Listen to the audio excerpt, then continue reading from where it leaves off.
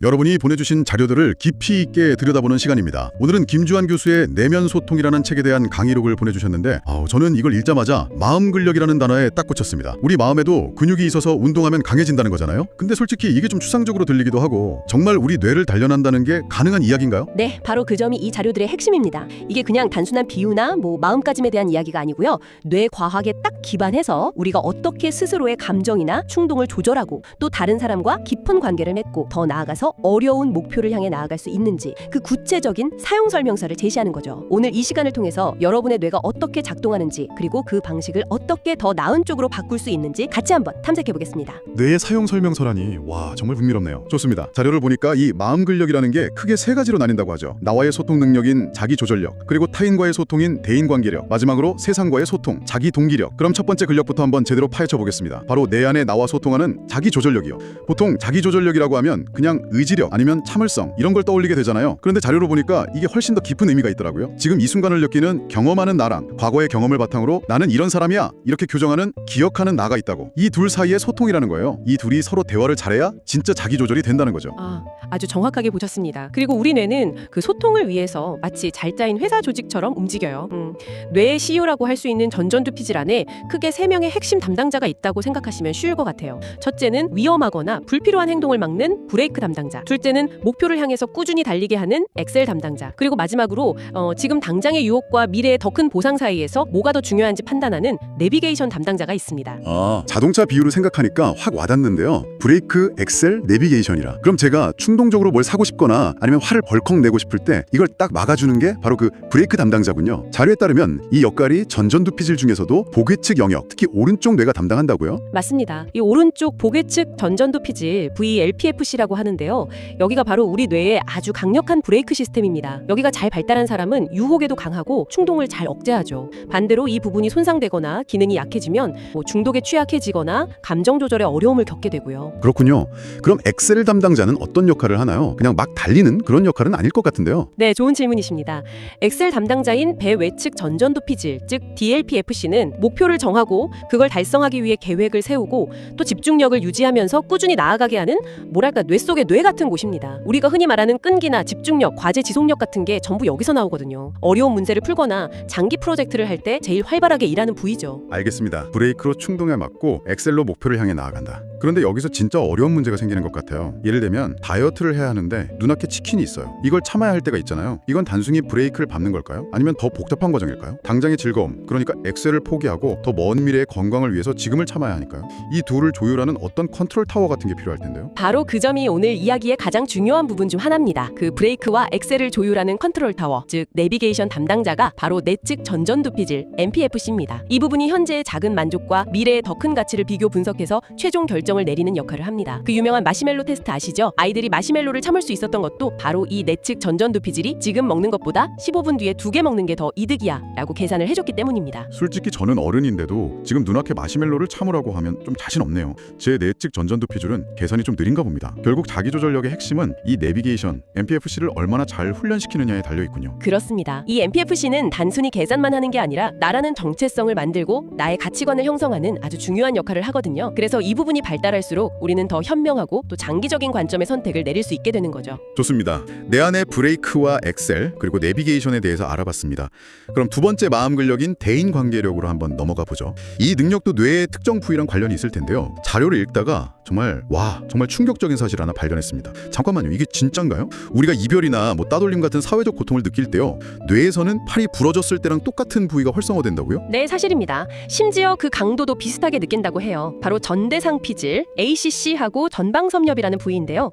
이곳이 우리 몸의 통증 경보 시스템입니다. 뇌는요, 사회적 관계가 끊어지는 것을 생존에 대한 아주 심각한 위협, 그러니까 신체적 공격과 거의 동급으로 받아들이기 때문에 이 경보를 울리는 겁니다. 인류는 오랫동안 무리지어 살았기 때문에 무리에서 배제된다는 건 곧 죽음을 의미했거든요. 그 흔적이 우리 뇌에 아주 깊이 각인되어 있는 거죠. 와, 그러니까 마음이 찢어질 듯 아프다는 표현이 단순한 비유가 아니라 뇌과학적으로도 사실이었다는 거군요. 그래서 자료에 나온 실험 결과가 더 놀라웠어요. 마음이 아플 때 타이레놀 같은 진통제를 먹으면 심리적인 고통이 실제로 줄어들 수 있다고요? 아니 이게 어떻게 가능한 거죠? 너무 비현실적으로 들리는데요? 비현실적으로 들리실 수 있죠. 하지만 뇌의 작동 원리를 생각하면 어떻게 보면 당연한 결과입니다. 진통제는 신체 통증 신호를 처리하는 그 전대상 피질의 활동을 둔화시키는데요. 마침 사회적 고통도 바로 같은 부위에서 처리가 되다 보니까 뭐랄까 의도치 않게 심리적 고통까지 완화되는 효과가 나타나는 겁니다. 물론 이게 근본적인 해결책은 아니지만요. 우리 뇌가 사회적 관계를 얼마나 중요하게 여기는지를 보여주는 강력한 증거죠. 정말 신기하네요. 결국 좋은 관계를 맺으려면 다른 사람의 마음을 잘 읽고 공감하는 능력이 중요할 텐데 혹시 마음 읽기 능력에도 담당자가 따로 있나요? 물론입니다. 이 능력은 자기조절력의 핵심이었던 내책 전전두 피질 MPFC와 아주 밀접한 관련이 있습니다. 좀 더 세분화해서 비유를 들자면요. MPFC 안에 자기 성찰 카메라와 타인 관찰 드론이 있다고 볼 수 있어요. 자기 성찰 카메라랑 타인 관찰 드론요? 네, 자기 성찰 카메라는 렌즈가 나를 향해 있어서 내 감정이나 생각을 파악하는 복내측 전전두 피질 VMPFC에 해당하고요.